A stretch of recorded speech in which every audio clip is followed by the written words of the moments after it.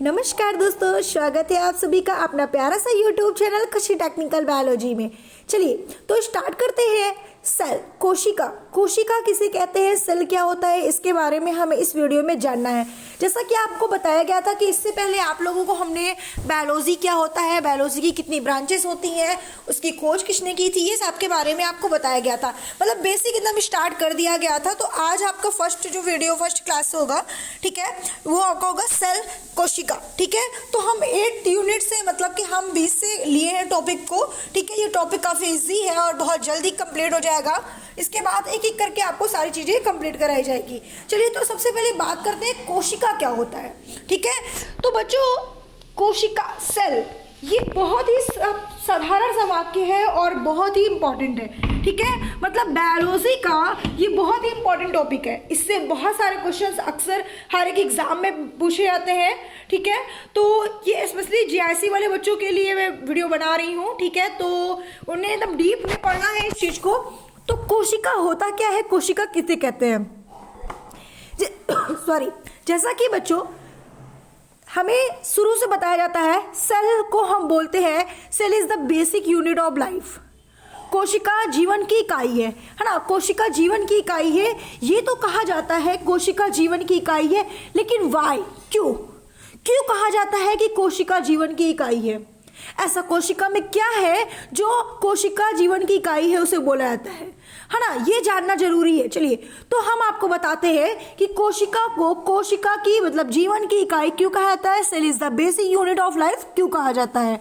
ठीक है, तो बच्चों देखिए होता क्या है, जो हमारा सेल है, जो हमारी कोशिका है, ठीक है, उसी से पूरी बॉडी तैयार हुई है। सेल से ही बॉडी बनी है। कैसे?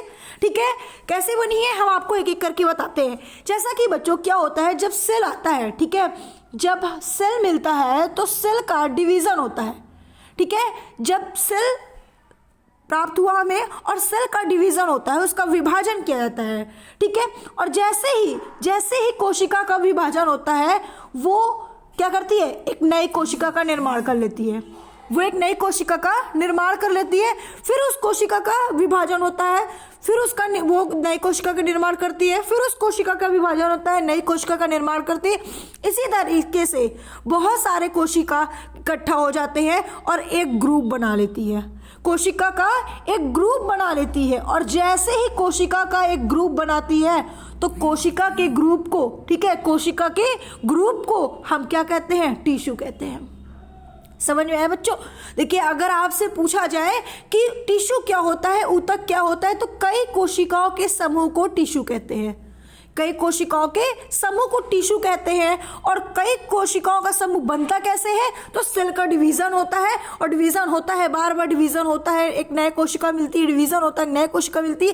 तो ऐसे इकट्ठा होकर 1 करोड़ लाख सेल्स इकट्ठा होते हैं और एक समूह बना लेते हैं, ग्रुप बना लेते हैं, और उसी ग्रुप को हम क्या कहते हैं, टिश्यू कहते हैं। ये चीजें समझ में आया? अब वही टिश्यू का फिर से डिवीजन होता है, टिश्यू का भी डिवीजन होता है, ठीक है, उसका भी डिवीजन होता है, उसका भी सेल डिवीजन होता है, और वो भी ऐसे ही इकट्ठा होते हैं। ठीक है, तो कई टिश्यू इकट्ठा होकर एक ग्रुप बनाकर, मतलब कई टिश्यू के ग्रुप को हम क्या कहते हैं, ऑर्गन कहते हैं। समझ में आ रहा है बच्चों? मतलब सेल बना, सेल के समूह को टिश्यू कहते हैं और टिश्यू के समूह को क्या कहते हैं, ऑर्गन कहते हैं। ऑर्गन जैसे कि कोई भी ऑर्गन ले लो भाई, ले लो एक हृदय, फेफड़ा, ठीक है, गुर्दा, किडनी, आप कोई भी ऑर्गन ले लीजिए। ठीक है, तो टिश्यू के ग्रुप को क्या कहते हैं, ऑर्गन कहते हैं। और कई ऑर्गन के ग्रुप को हम क्या कहते हैं, ऑर्गन सिस्टम कहते हैं। जब हमें टिश्यू से ऑर्गन मिले, इसी तरीके से अलग अलग ऑर्गन मिले, तो उस ऑर्गन के ग्रुप को क्या कहते हैं, ऑर्गन सिस्टम कहते हैं। जैसे कि हमें क्या मिल गया, लंग्स मिल गया, ठीक है, जैसे हमें मान लेते हैं हृदय मिल गया, तो हमने बोल दिया उसे क्या, सर्कुलेटरी सिस्टम, हमें है ना, जो सर्कुलेटरी सिस्टम हो गया, रेस्पिरेटरी सिस्टम हो गया। ठीक है, और तो इसी तरीके से कई प्रकार के हम सिस्टम मिल गए, किससे, ऑर्गन से। समझ में आ रहा है बच्चों? ऑर्गन के ही समूह को तो हम ऑर्गन सिस्टम कहते हैं, है ना। और ऑर्गन सिस्टम को हम क्या कहते हैं, बॉडी कहते हैं। मतलब कि ऑर्गन सिस्टम जब हमें मिल गया तो ऑर्गन सिस्टम से ही तो हमारी बॉडी तैयार हुई है। भाई हमारे बॉडी में है क्या, हमारे बॉडी में तो ऑर्गन सिस्टम है, हमारे बॉडी में तो क्या है, हृदय का परिसंचरण तंत्र है, ठीक है, परिसंचरण तंत्र है, भाई है या नहीं है, ठीक है, तंत्रिका तंत्र है, ठीक है, श्वसन तंत्र है, ये सारे क्या है, सिस्टम ही तो है। तो ये सारे सिस्टम जो है वो कहाँ पे है, बॉडी में है, और बॉडी में होता क्या है, यही सिस्टम, इसी से तो पूरा चलता है। तो एक सेल से क्या मिला, एक बॉडी मिली। तो भाई जब एक सेल से बॉडी तैयार हुई तो हम उसको कहेंगे ना cell is the basic unit of life. तो समझ में आया होगा कि हम सेल को basic unit of the life क्यों कहते हैं, ठीक है। ये तो बच्चों हुई बात आपकी सेल कोशिका की, बहुत ही बेसिक सी नॉलेज, बेसिक सी जानकारी, ठीक है। चलिए अब बात करते हैं कि सेल के डिफिनेशन क्या होता है, ठीक है, सेल की डिफिनेशन क्या होती है। तो सेल की अगर डिफिनेशन के बारे में हम बात करें, ठीक है, तो क्या बोलेंगे सेल के डिफिनेशन को, ठीक है। डिफिनेशन हम पढ़ रहे हैं, ठीक है, 9th क्लास में अगर आपने बायो लिया होगा, ठीक है, मतलब साइंस तो उसमें रहता ही है, अगर 11th में भी आपने बायो लिया होगा, बायो बैकग्राउंड से है आप, तो बच्चों सेल की डिफिनेशन हमें बताई जाती है, it is the fundamental structural and functional unit of living organization. यही बताई जाती है ना कि it is the fundamental structure and functional unit of living organization. कोशिका जीवन की संरचनात्मक तथा क्रियात्मक इकाई होती है ना, कोशिका जीवन की संरचनात्मक तथा क्रियात्मक इकाई होती है, स्ट्रक्चरल और फंक्शनल यूनिट होती है, ठीक है, यहाँ स्ट्रक्चरल होगा, ओके। तो ये चीजें तो हमें पता चल गई कि सेल की डिफिनेशन है। हमसे कोई पूछा कि सेल क्या होता है, हम बता देंगे it is the fundamental structure and functional unit of living organization. But हम इस डिफिनेशन को, ये डिफिनेशन क्यों बता रहे हैं भाई, इसमें सेल को हमने स्ट्रक्चरल, फंक्शनल, फंडामेंटल क्यों बोला, है ना, ये तो पता होना चाहिए हमें। हमने ऐसी तो किसी को थ्योरी बता नहीं देंगे, ऐसा तो है नहीं कि हम कोशिका की कुछ भी थ्योरी बोल देंगे। हमने अगर उसको स्ट्रक्चरल और फंक्शनल यूनिट बोला तो उसमें कुछ ना कुछ तो ऐसा होगा, बिल्कुल होगा। यही जानना है आपको, यही मेन होता है, और यही चीज़ें आपको सारे यूट्यूब चैनल वाले नहीं बताएंगे, जो मैं आपको बता रही हूँ बहुत ही ध्यान से समझिएगा बच्चों। अगर वीडियो अच्छी लग रही है तो लाइक जरूर करिएगा, ठीक है। चलिए, तो आपको क्या जानना है कि हम कोशिका को स्ट्रक्चरल और functional unit of living organization, organize क्यों कहते हैं, ठीक है। क्योंकि पहले बात करते हैं स्ट्रक्चरल की, ठीक है, स्ट्रक्चर की बात करते हैं। तो आइए स्ट्रक्चर की बात कर लेते हैं बच्चों। चलिए देखते हैं, हमने आपको बताया कि आपने उसको स्ट्रक्चर क्यों कहा, ठीक है। चलिए, तो स्ट्रक्चर इसलिए कहा क्योंकि जब एक आया, मतलब हमारे पास जब एग आया तो एग का क्या हुआ, फर्टिलाइज्ड हुआ या फर्टिलाइजेशन हुआ, या हम कह सकते हैं निषेचन हुआ, ठीक है। तो जब निषेचन हुआ उसकी जो स्ट्रक्चर थी, उस स्ट्रक्चर को हमने क्या बोल दिया था, सेल बोल दिया था। उस स्ट्रक्चर को ही हमने देखकर बोला था कि ये कोशिका है।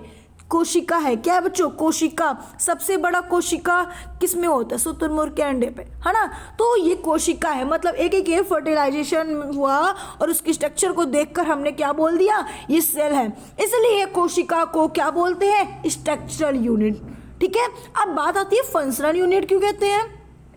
तो बच्चों फंक्शनल यूनिट हम इसलिए कहते हैं क्योंकि हमारे बॉडी में जो भी पार्ट है, जो भी ऑर्गन्स है, वो किस तरीके से कार्य करते हैं, मतलब कि वो कौन कार्य करता है उसमें, सेल। कैसे, अच्छा, हमारी आई है, आई क्या करती है, देखने का काम करती है। देखने का काम करता कौन है, सेल।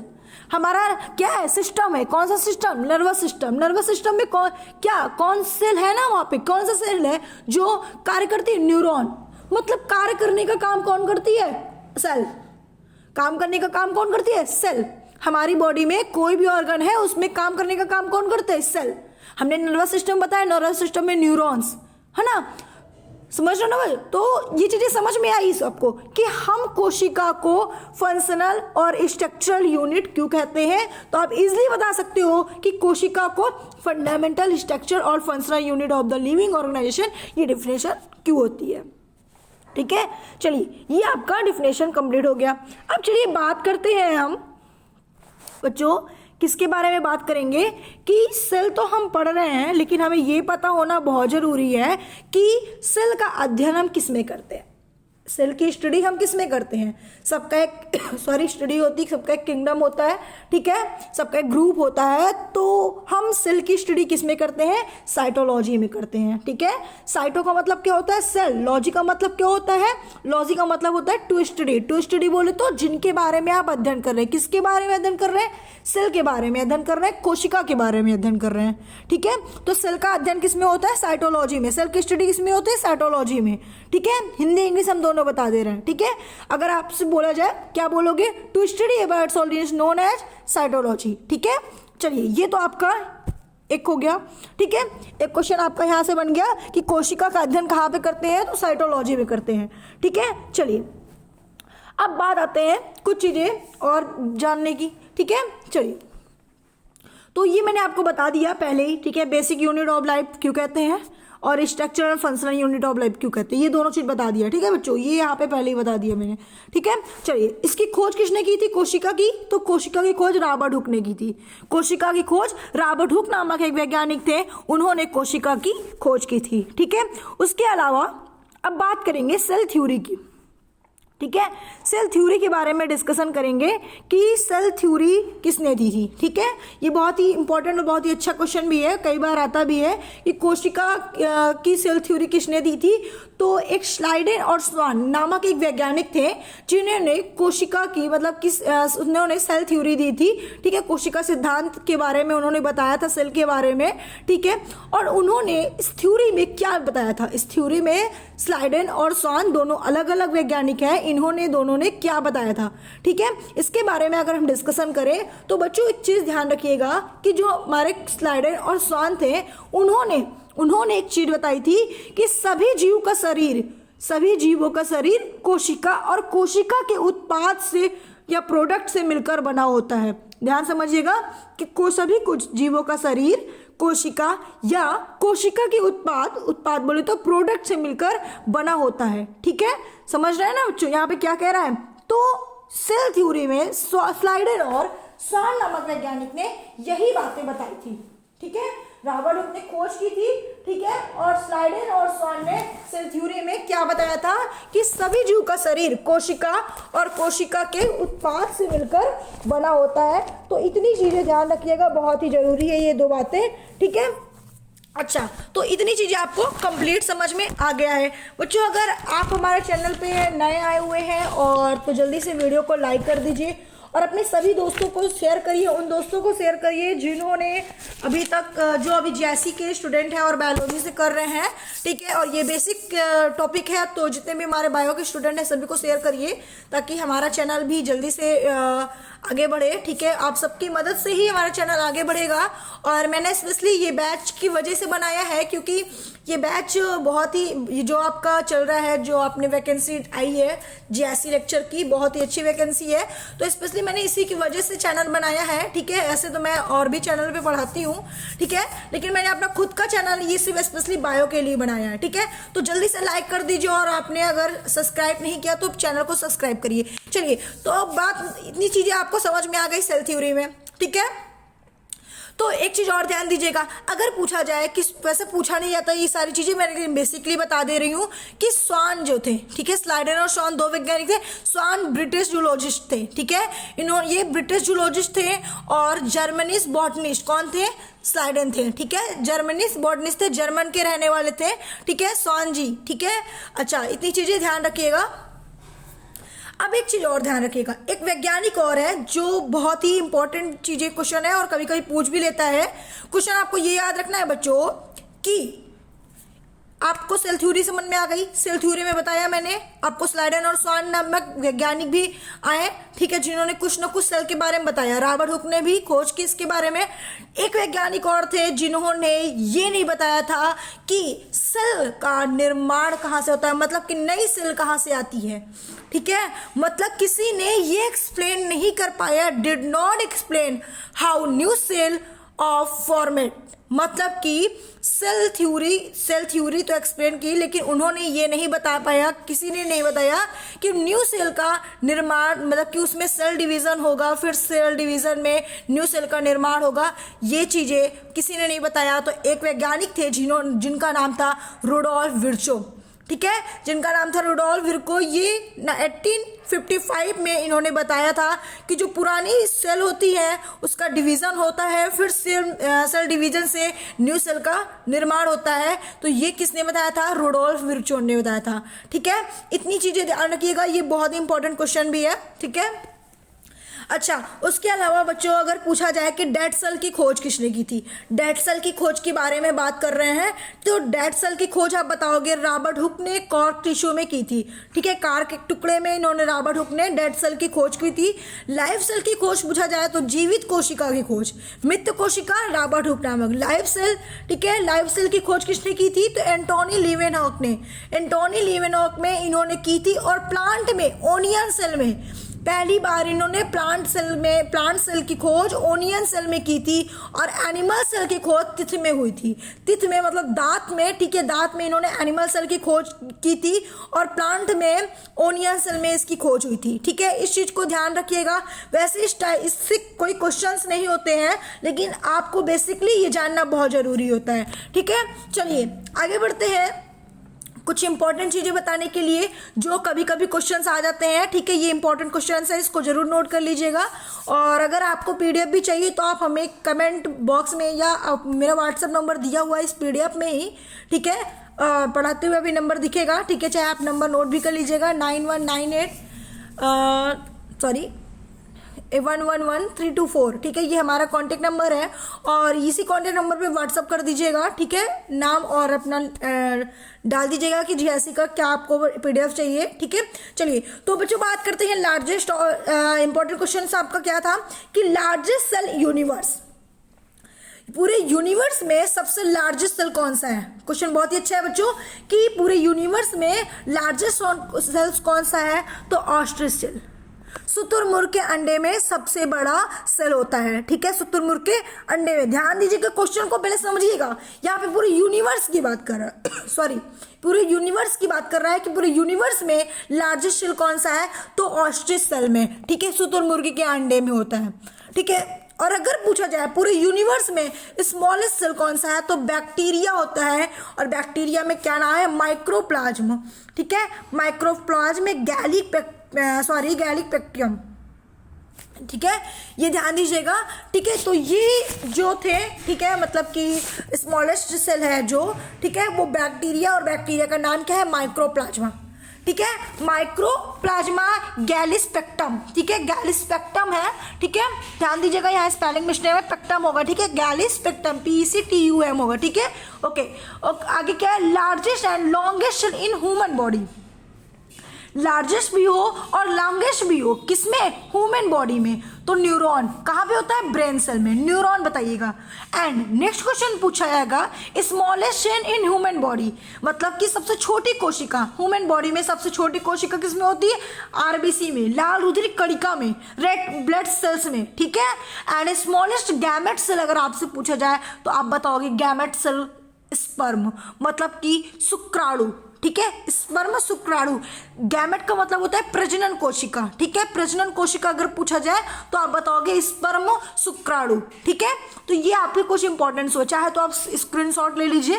ठीक है, चलिए अब हम आगे आपको इतनी चीजें बताया जो आपके बेसिकली चीजें थी। ठीक है, कोशिका क्या होता है, ये तब बेसिक चीजें थी। ठीक है, तो अब आपको हम बताएंगे एक नई टॉपिक से।